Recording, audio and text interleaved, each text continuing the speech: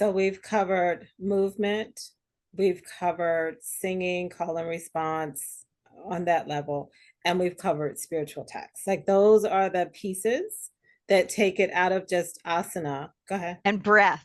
And breath. Did we say breath? We didn't talk about breath, but Okay, it's so let's talk about breath. so breath.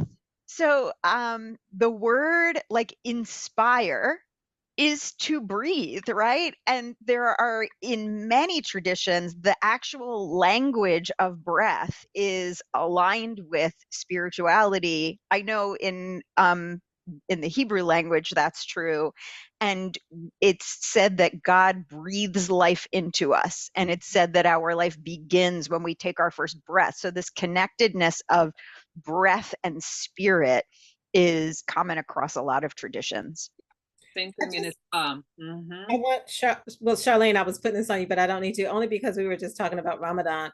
Can both of you speak a little bit about the lunar cycle and the moon and how we have certain religions follow those cycles or more embedded in those cycles than others, like whatever you feel comfortable saying. Well, from our perspective, and I can only speak briefly, it's not that Islam follows the lunar cycle. However, what happens with Ramadan is it is the let me put it this way: a month cycle, of course, is on a lunar cycle, and yet not the we're not following the calendar, the Gregorian calendar. So that's a whole nother conversation. However, for the observation of Ramadan, it begins on the sighting of the new moon, and then from there it's a 30-day cycle.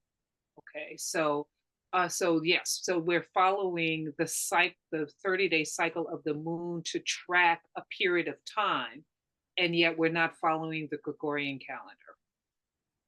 And so in yoga, my only analogy for that is the sun salutation and the moon salutation. And so there is some acknowledgement of those two bodies as being important too. And again, so in Islam, because there's a prayer service that happens 5 times a day, and that prayer service does follow the cycle of the day.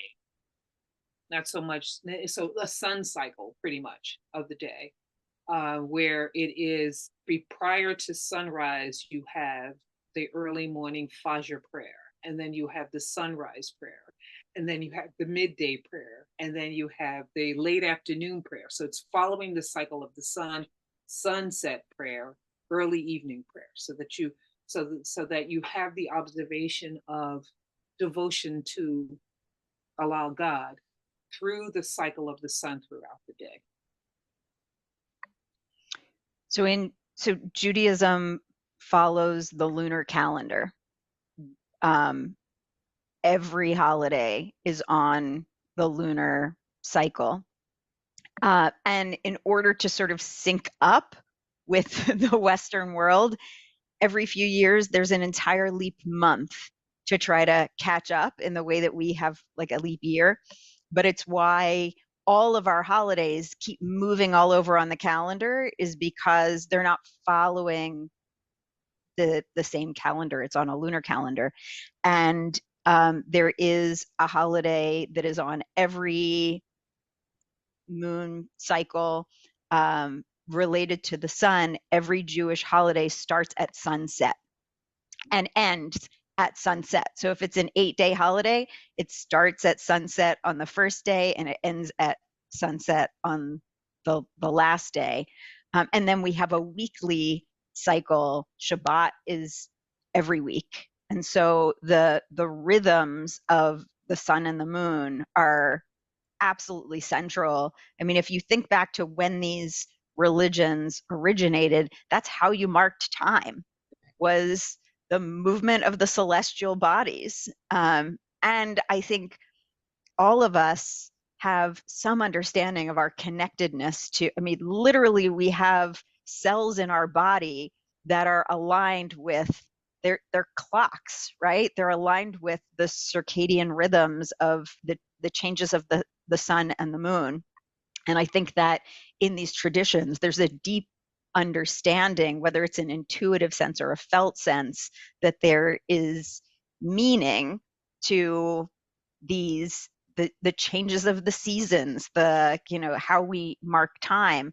And I actually have found great comfort, especially during times when there's so much uncertainty, like during COVID, when there was like nothing changed, we had no idea what was going on, and the grounding of, well, now it's the Sabbath, and now this holiday, it's this harvest holiday, and it's this almost every tradition has some sort of light festival in the winter. It's just makes sense that we want to create light when there is darkness, and it makes sense that we want to celebrate the bounty of the earth when it bears fruit. And so these commonalities, I think, also are opportunities for us to see the thread between our traditions rather than this difference or that difference in how we observe it. Job of saying how it's in common. Again, with yoga, I think if you're just taking yoga practice, or even me doing teacher training, like I'm finding out more doing Ayurveda than that I didn't get in my teacher training. And so when you were talking about the cycles, learning about dinacharya